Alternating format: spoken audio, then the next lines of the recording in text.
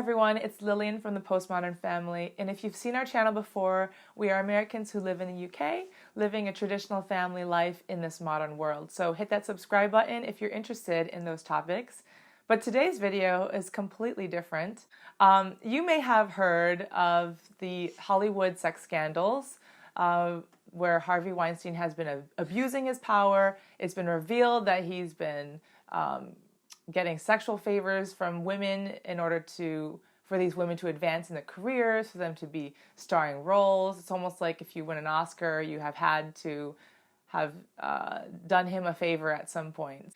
Because of that, this hashtag #MeToo campaign, and in the UK I believe it's hashtag #TimeIsUp, has riled up all the feminists of the world. This video is all about why I am no longer a feminist.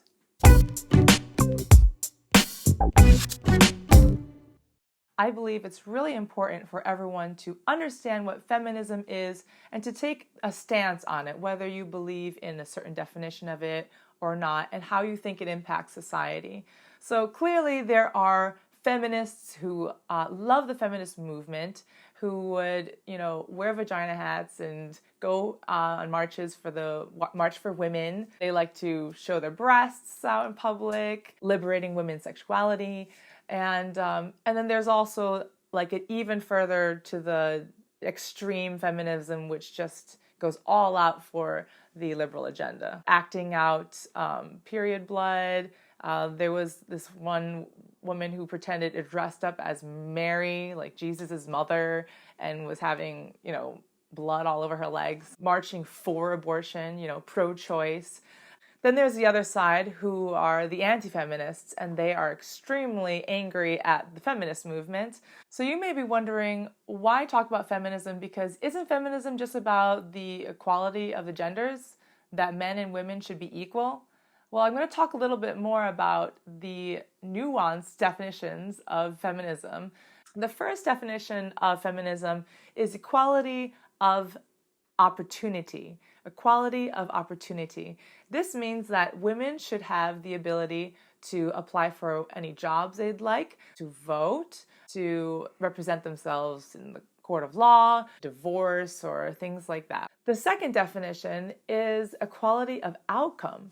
This kind of means that there is a quota that maybe a company has for hiring, and they would need to have 50% women hired. And so even if there is a male and a female who are of the same qualifications, and the women might get that because there are fewer women applying for this position, but they need to meet that quota of 50%. So equality of outcome is different than equality of opportunity, and there is actually no correlation between the two, even though people like to muddy those two definitions up. So those are the two positions. I used to call myself a feminist because I believed in equality of opportunity. I still do believe in equality of opportunity. But the difference is, I used to think that's all feminism was. I thought that to be a feminist, it was just about the equality of the genders, of the sexes. But when I realized that feminism was really all about equality of outcome, that's when I could no longer call myself a feminist. I want to just focus on why equality of outcome is really bad for society. If you know the story of the Trojan horse, Sparta and Troy were in a battle. Sparta lost, but in the desperate attempt to destroy Troy, they sent them a Trojan horse. So they put these sneaky little Spartans inside this horse sculpture, thought, let's take in this Trojan horse. They didn't realize that inside the Trojan horse were Spartans, and in the middle of the night, they snuck out of the horse and slaughtered everyone in Troy. So this idea of the Trojan horse applied to feminism is this.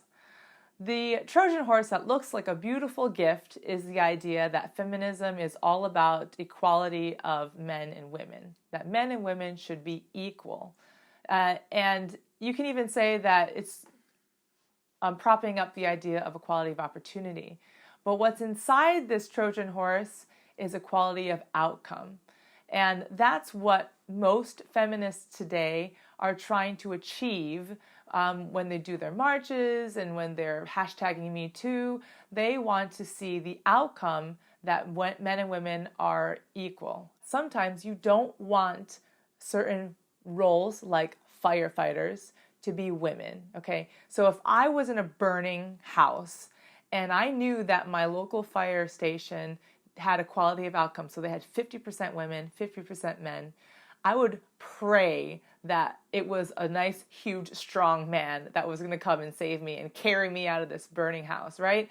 If you think about it, women are generally weaker. They're generally not built like men, and there's a purpose for that. And so the role of like a firefighter or a military soldier, you don't want those positions to be filled by women. You want them to be big, strong men.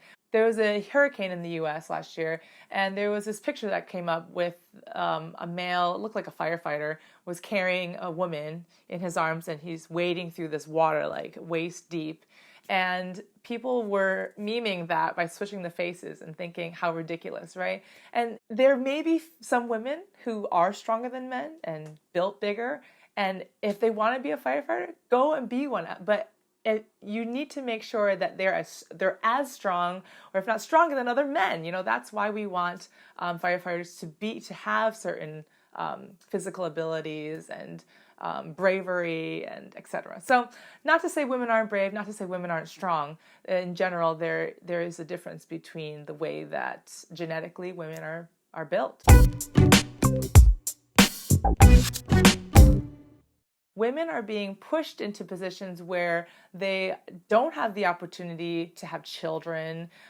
They don't have the opportunity to stay home and nurture their children. These are things that men can't really do and generally don't do. In Western civilization, feminism has really taken hold, and in that women have, because they want to pursue careers and compete with men and generally be like men, they have chosen not to have children. And if they do have children, they have chosen to then leave them to a nursery or preschool or a nanny and go back to work and not end up nurturing their children. So not really breastfeeding and not staying home and teaching them. And so thankfully, it's better here in the UK than the US because women tend to stay home that first year. But there is still a huge push, even in the UK, for women to go back to work after that first year. They get like a bonus to say, hey, thanks for coming back to work. I'm not sure why, as a government or society, why there is that push, but maybe it's because the economy is better when you have both men and women working because you have more workers in the work field. But the problem, as we see in the West, is that there are fewer and fewer children being born. Like the numbers of children that you need to have in order for society to continue growing and thriving has dropped down, and I think it's below the necessary number for a society to continue growing, sustaining. In fact, we are going backwards now, and you look at a place like Japan, they're losing people and workers because they're not having enough children. The numbers of workers then fall, and then the economy goes downhill. And there is a nice video that Elon Musk did about population, and that he doesn't believe there's a problem of overpopulation. In fact, he believes that the West is not populating enough. There are serious studies and numbers that show the problem of not having enough children and not nurturing your children. And so I think feminism also is a huge problem because of women wanting to be like men. There is a decline in the family. So women who want to have a career then don't want to have children, and they don't want to stay home and have a family. And oftentimes you see women and men, when they're competing, even within the marriage, they tend to separate and divorce rates are higher. And then you've got children that maybe they've had having single parent families. The ways that children are raised really affects what kind of people they become, and then therefore what kind of families they create, and therefore what kind of society we have. And there's a lot of research out there that shows that children who grow up in a single parent family don't do as well as those who grew up with both mother and father at the home.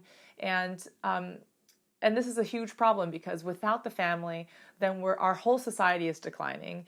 And we don't want to see that happen, and that's why we have to care about what feminism is today and what they're all about, and your opinion on feminism, and reflecting on how maybe feminism has impacted your view of what you should be doing as a woman or what you should do as a man in relation to women. So in summary, feminism is like a Trojan horse. The idea of equality of men and women is a great sounding thing. It is a good thing that men and women should be equal, but how are they equal? Are they supposed to be the same? Are women supposed to be men? Are men supposed to be women? And these are the issues that I think feminism today don't address properly. Just look at feminism today and how it has impacted our Western society. Our families are declining. We have a decline of population. We have higher divorce rates. We have higher percentage of single parent families. We have a very high male suicide rate. And it seems like feminism is all about hating on men because men have this authoritative role or are completely in control of society. What feminists are painting the world with a wide brush, saying that men are bad and that women should take over. And I don't believe in that. I hope you don't believe in that too. And hopefully this has gotten you to think about feminism and what your stance is on feminism. So leave those in the comments down below. Thanks for watching. Bye.